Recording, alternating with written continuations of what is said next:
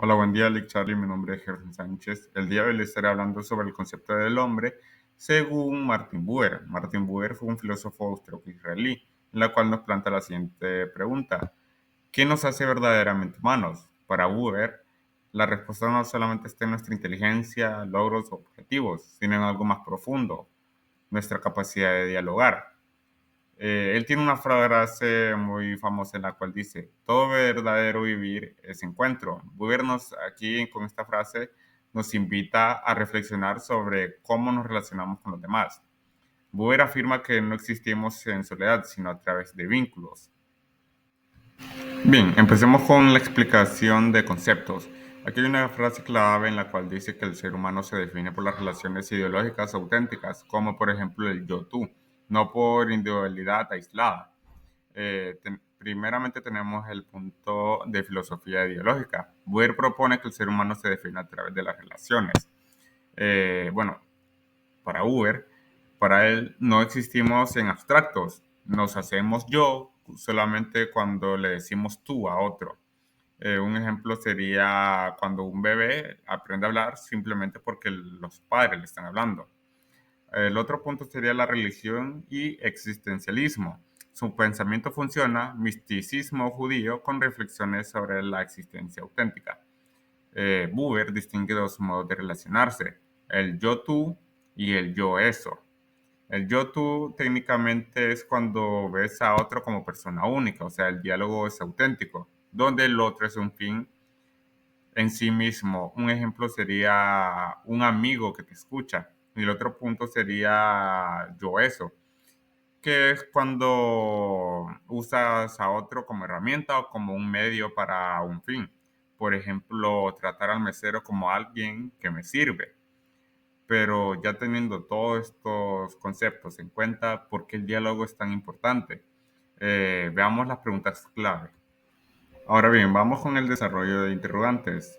La interrogante número uno es ¿por qué el ser humano es sinónimo de dialogar? Sin diálogo nos convertimos en objetos, no en seres plenos. Imagínense un hospital donde los doctores solo ven casos, no personas. ¿Dónde queda la humanidad en eso?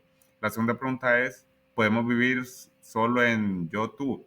Según Buber, lo necesitamos, pero la vida práctica exige también el yo eso. Un ejemplo sería pedir un café, pero el riesgo es que quedarnos ahí. ¿Cuántas relaciones profundas tenemos? Y la pregunta número tres es, ¿qué tipo de relaciones predominan en tu vida? Yo tú y yo eso. En el yo tú, escuchar sin juzgar, compartir tiempo sin prisas. Y en el yo eso es pedir favores, interactuar por obligación o interés. En los ejemplos relacionados con la vida tenemos primero, pensamos en una conversación sincera con un amigo.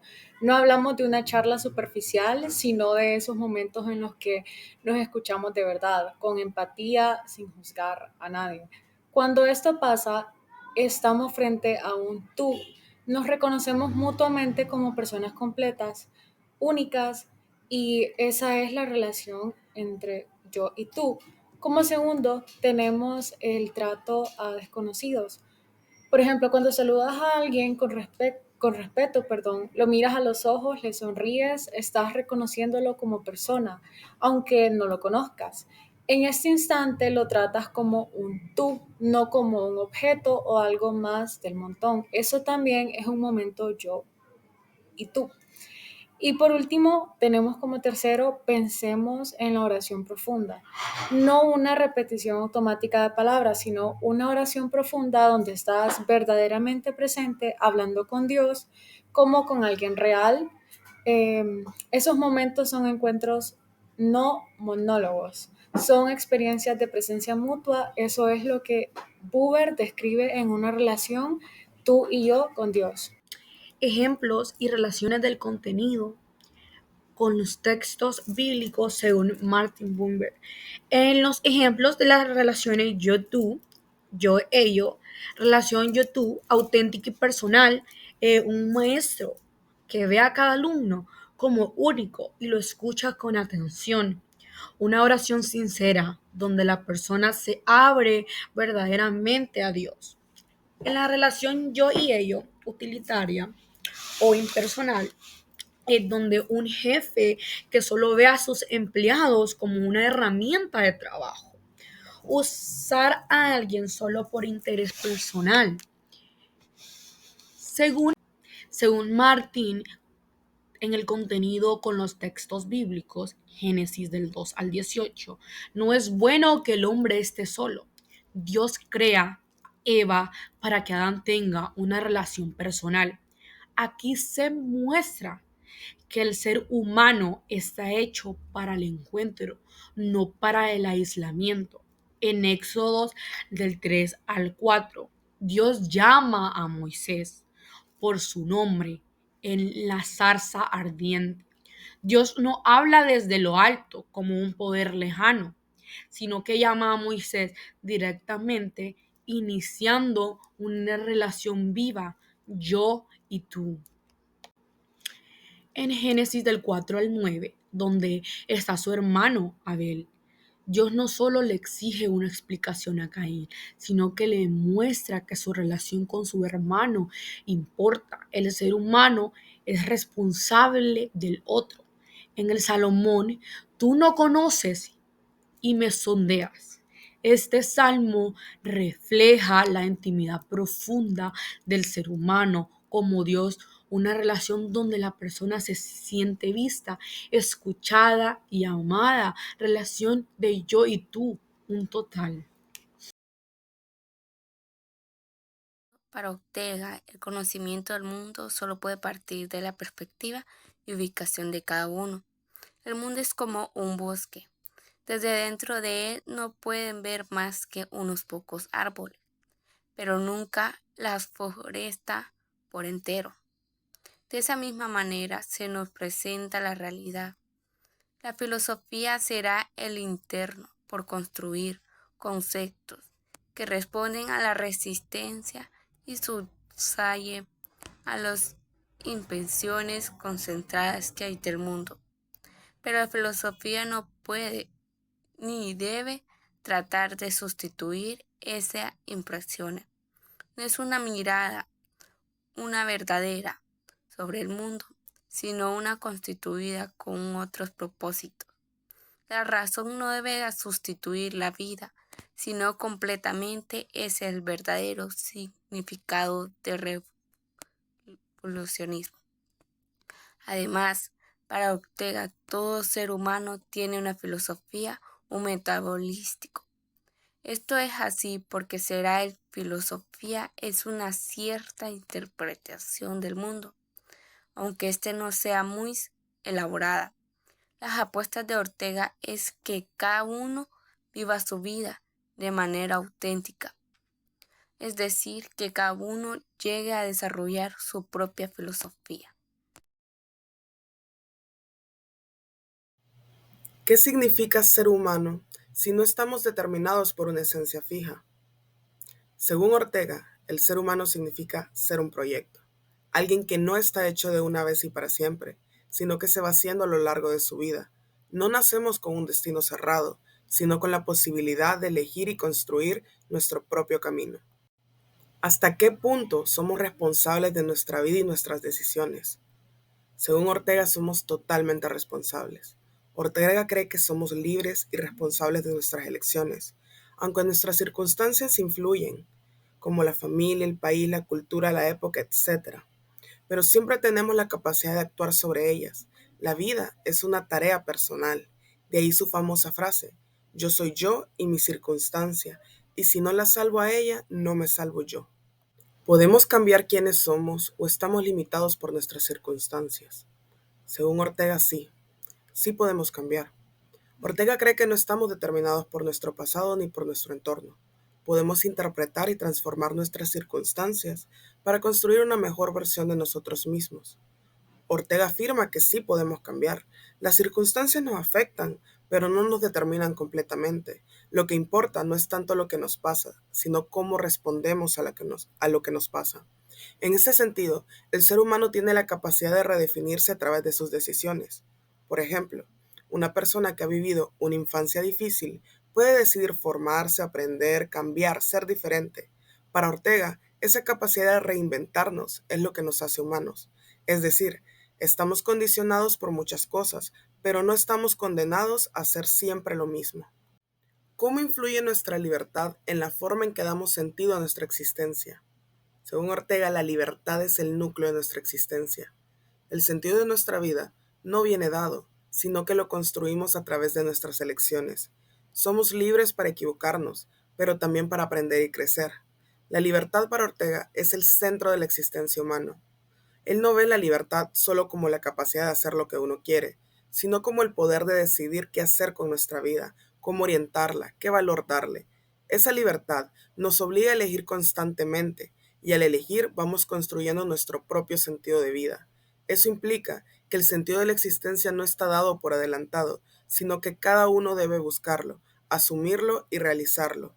La vida para Ortega no es algo que simplemente se vive, es un proyecto que uno debe dirigir con conciencia y responsabilidad. Continuando con los ejemplos relacionados con la vida, Yo soy yo y mi circunstancia por Ortega Gasset, significa que las circunstancias influyen pero no determinan. Por ejemplo, una persona que crece en un barrio difícil no es menos capaz que otra, simplemente su punto de partida y desafíos son completamente distintos. Número 2. Un migrante que debe adaptarse a una nueva cultura, su circunstancia influye, pero también puede construir una nueva vida desde ahí. La vida como quehacer, nos construimos con nuestras decisiones. Por ejemplo, un joven que decide estudiar, trabajar y formar una familia está haciéndose a sí mismo. Cuando eliges con coincidencia tus valores, tus metas, no dejas que la vida te pase sin más. ¿Qué relación tiene en la vida el texto bíblico? Que uno debe ser honesto y estar dispuesto, así como los discípulos que no dudaron en lo que Jesús les estaba pidiendo. Así debe de ser uno, a saber obedecer, estar dispuesto sin quejarnos, siempre tratar de ayudar y de servir a las demás personas, porque por muy pequeño que parezca, por una acción pequeña que uno haga para otra persona, para ellos puede ser algo grande, que tal vez nosotros no nos damos cuenta.